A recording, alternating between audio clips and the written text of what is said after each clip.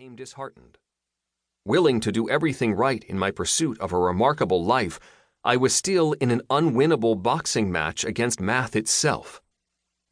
My goal was to amass $500,000 of investable assets, earn a conservative 5% interest, and generate a financial independence salary of $25,000 per year.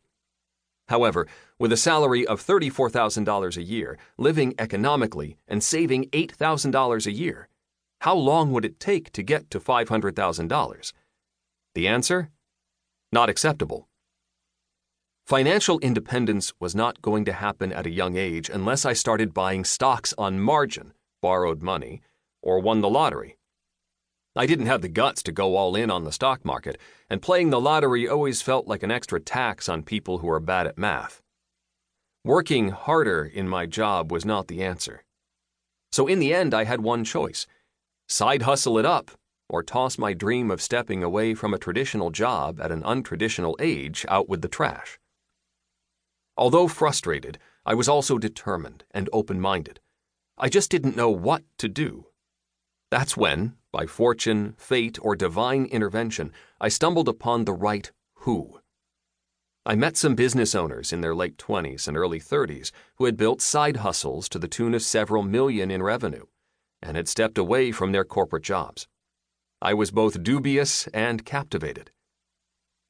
In contrast to my corporate bosses, my family, and friends, these entrepreneurs not only knew how to create the financial success I was looking for, they also had the overall lifestyle I envisioned for myself.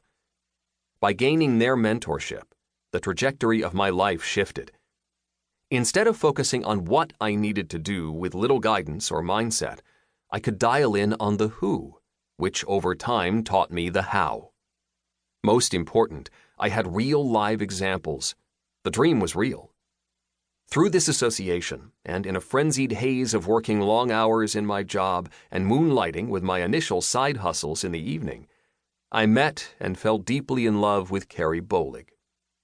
This is where our side hustle story turns love story, but we will spare you that love story for now. From Carrie. As a women's studies and sociology college student, and shortly after a full-time teacher turned entrepreneur, I always daydreamed about writing a book on the lessons learned and changes made during the wild entrepreneurial odyssey called my 20s. My thought process began to shift as I was transitioning from collegiate life to adulting.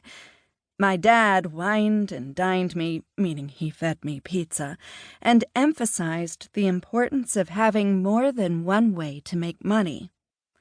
It was casual but cautionary, and his advice connected the dots for me that if I genuinely wanted to create an exceptional life, I had to go out of bounds on the mainstream go to school and get a job adage. Since I was not hardcore enough to quit my job and attempt to gut out a startup, nor did I have genuine business expertise, I instead jumped into the world of moderate entrepreneurship, meaning I launched my first side hustle. Fast forward into my 30s, and that approach allowed me to walk out of my career decades sooner than had I taken the conventional path, being able to travel the world, experiencing life as an adventure, and creating a home life with our children that I wouldn't trade for anything.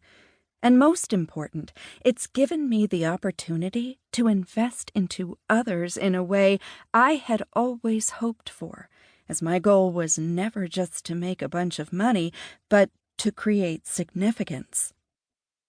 Through this journey, it dawned on us that there's not enough guidance out there for side hustlers who have to keep their career afloat, manage their life, all while navigating building a business. Thus, this book. I always pictured authors taking months abroad to ponder and write amid beautiful country landscapes, quill and ink in one hand and a glass of red in the other. As you may have guessed, that is not how writing this book played out for me. I more often than not had a